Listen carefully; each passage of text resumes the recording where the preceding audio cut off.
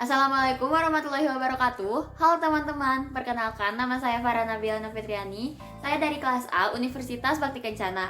Nah, di sini saya akan menampilkan sebuah video yaitu pemeriksaan fisik pada ibu hamil. Adapun tujuan dari dilakukannya pemeriksaan fisik ini untuk melihat kondisi ibu dan janin secara umum. Nah, untuk alat-alat yang digunakan dalam pemeriksaan fisik ini ada sphygmomanometer, lalu ada stetoskop, ada termometer, ada reflex hammer, ada bengkok, ada meteran untuk mengukur TFU, ada penlight, ada kapas yang diberi wewangian, ada doppler, lalu ada alat untuk mengukur tinggi badan, ada handspoon, dan yang terakhir ada timbangan untuk menimbang berat badan. Selamat menyaksikan. Assalamualaikum Ibu. Waalaikumsalam. Ibu, perkenalkan saya perawat Farah. Di sini saya yang bertugas dari jam 8 sampai nanti jam 2 siang. Nah, Ibu sesuai dengan standar prosedur keselamatan pasien di rumah sakit ini, Ibu boleh sebutkan nama serta tanggal lahirnya? Nama saya Tian, tanggal lahir saya 17 November. Ya, sudah benar ya Bu. Ibu kalau boleh tahu usia kehamilannya itu berapa minggu ya Bu? 32 minggu sus. 32 minggu. Nah, Ibu hari ini gimana Ibu keadaannya? Alhamdulillah baik. Alhamdulillah. Nah, Ibu, jadi tujuan saya ke sini itu saya akan melakukan pemeriksaan fisik pada Ibu yang tujuannya untuk melihat keadaan atau kondisi Ibu serta kondisi janin Ibu. Apakah Ibu setuju? Setuju sus. Untuk waktunya kurang lebih 15 menit, apakah Ibu siap? Siap. Baik, kalau begitu saya siapkan dulu ya Bu alat-alatnya. Ya sus. Nah, sebelum dilakukannya tindakan, ada baiknya kita anjurkan pasien terlebih dahulu untuk BAK serta membersihkan vaginanya. Setelah itu, kita dekatkan alat, lalu tutup sampiran dan cuci tangan 6 langkah. Setelah itu, kita lakukan pengukuran tinggi badan dan menimbang berat badan pada klien. Nah, sekarang kita akan mengukur tinggi badan serta menimbang berat badan pada klien. Yang pertama, Ibu boleh naik ke timbangan. Nah, berat badannya itu 65 kg. Selanjutnya kita akan mengukur tinggi badan. Nah, tinggi badannya 163. Nah, setelah pengukuran tinggi badan serta penimbangan berat badan, kita masuk ke pemeriksaan yang selanjutnya, yaitu pemeriksaan TTV. Sebelumnya kita posisikan dulu pasien dalam posisi terlentang serta posisi yang nyaman. Setelah itu kita akan masuk mengukur tekanan darah serta suhu pasien. Sekarang kita akan mengukur tekanan darah pasien. Nah, pada pengukuran tekanan darah kita lakukan sebanyak 2-3 kali sampai mendapatkan hasil yang akurat.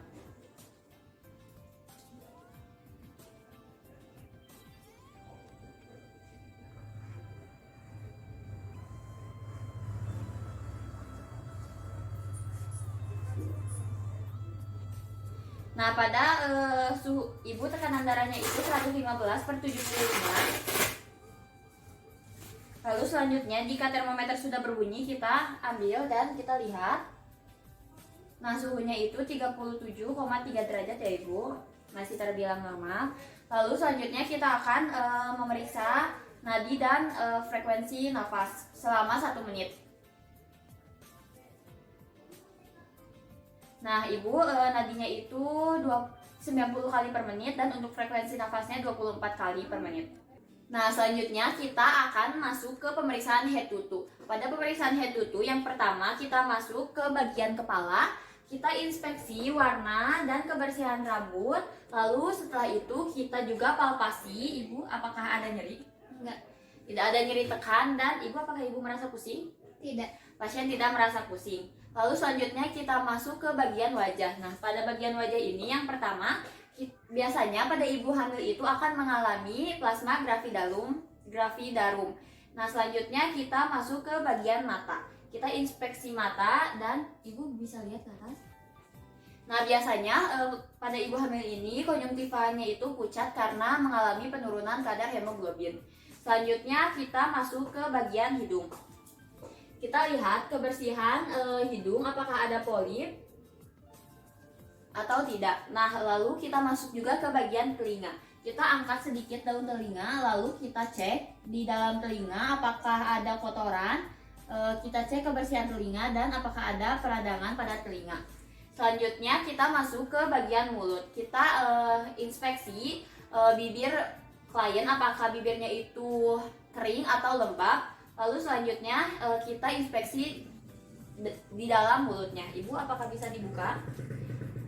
Nah, kita lihat kebersihan mulut, lalu apakah ada karies, dan kita juga lihat pada gusinya apakah ada pendarahan pada gusi atau tidak. Nah, setelah itu kita akan masuk ke pemeriksaan selanjutnya, yaitu pemeriksaan leher. Yang pertama kita palpasi apakah ada pembesaran kelenjar tiroid atau tidak. Lalu ibu anjurkan pasien untuk menelan. Ibu bisa menelan? Nah, ibu apakah ada sakit saat menelan? Tidak ada. Tidak, baik. Selanjutnya jika sudah selesai kita masuk ke pemeriksaan payudara. Nah, yang pertama itu kita inspeksi dulu besar dan kesimetrisan dari payudara. Lalu kita juga inspeksi bentuk dari puting payudara, apakah menonjol, datar, atau ke dalam. Nah, bagusnya itu menonjol. Lalu selanjutnya kita cek kolostrum dengan cara menekan secara perlahan payudara. Nah, biasanya kolostrum akan keluar pada minggu ke-20. Yang selanjutnya kita akan melakukan palpasi pada payudara untuk mengecek apakah ada benjolan atau tidak. Nah, biasanya pada prosedur ini pasien dianjurkan untuk mengangkat tangannya dan disimpan di belakang kepala. Ibu bisa angkat tangan dan disimpan di belakang kepala. Nah, ya.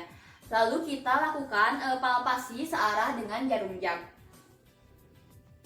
Kita cek apakah ada benjolan pada payudara atau tidak. Nah, jika sudah, ibu sudah. Jika sudah, yang terakhir kita auskultasi suara nafas pasien.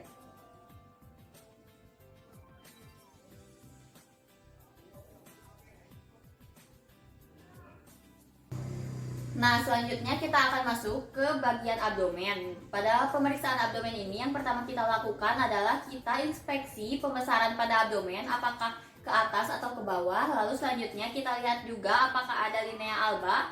Linea alba adalah garis hitam yang melintang pada abdomen. Lalu selanjutnya kita inspeksi juga apakah ada striae. Striae adalah yang putih-putih yang ada di abdomen. Nah, yang terakhir itu kita auskultasi bising usus pada klien. Normalnya bising usus itu 6 sampai 10 kali. Namun pada ibu hamil biasanya terjadi penurunan bising usus. Nah, bising usus ibu itu 4 kali per menit. Nah, selanjutnya kita akan masuk ke pemeriksaan Leopard. Nah, pada pemeriksaan Leopard ini terbagi menjadi 4, yaitu Leopard 1, 2, 3, 4. Pada Leopard 1 ini dilakukan untuk menentukan usia kehamilan pada pasien. Nah, dengan cara ibu anjurkan pasien untuk menekuk kakinya sedikit. Nah, ibu sudah bagus. Lalu kita palpasi dari area simfisis ke area fundus dan kita bandingkan area atas dan bawah. Jika teraba keras dan melinting berarti itu area kepala, dan jika teraba lembek berarti itu area atau bagian dari bokong. Nah, di bagian bawah ini teraba keras dan melinting berarti kepala berada di bagian bawah. Selanjutnya kita akan mengukur tinggi fundus. Nah, ibu tingginya itu 27 cm ya. Cara menentukan usia kehamilannya itu jika ingin mengetahui dalam bentuk minggu, kita bisa mengkalikan hasil yang tadi menggunakan hasil yang tadi dikalikan dengan 8 dan dibagi 7. Lalu jika ingin menentukan dalam bulan, kita bisa melakukan hasil yang tadi itu dibagi dengan 3,5. Selanjutnya kita masuk ke Leopard kedua, yaitu untuk menentukan posisi dari punggung serta tangan dan kaki dengan cara kita palpasi. Nah, sampai ke pinggir. Jika teraba datar, keras dan agak melinting berarti itu punggung, dan jika teraba ke dalam berarti itu tangan dan kaki. Nah, pada sisi kanan abdomen pasien itu teraba datar, keras dan agak melinting berarti punggung berada di sisi kanan abdomen pasien. Lalu selanjutnya kita masuk ke Leopard 3, yaitu untuk menentukan apakah di bagian bawah itu sudah masuk atau belum. Nah, pada Leopard 1 tadi sudah dijelaskan bahwa di bagian bawahnya itu yaitu teraba kepala. Jadi kita hanya menggoyangkannya saja dengan cara menekan dan kita goyang-goyangkan. Nah, jika bergerak berarti itu belum masuk, dan jika tidak bergerak berarti kepalanya itu sudah masuk. Karena pada saat pemeriksaan itu bergerak berarti kepalanya itu belum masuk, dan jika belum masuk berarti tidak usah melanjutkan ke pemeriksaan selanjutnya, yaitu ke Leopard 4. Nah, namun di sini saya akan tetap menjelaskan bagaimana tata cara pemeriksaan pada Leopard 4. Nah, pada pemeriksaan Leopard 4 ini kita bisa palpasi dari area fundus ke area simfisis.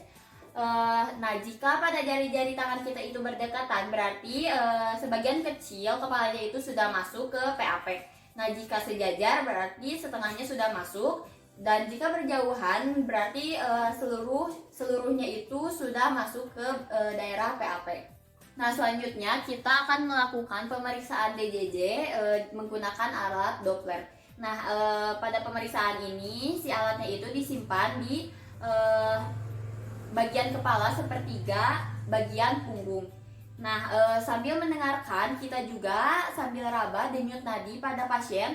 Jika denyut nadi dan denyut di abdomen itu sama berarti itu bukan DJJ, dan jika denyut di abdomen lebih cepat berarti itu sudah benar DJJ.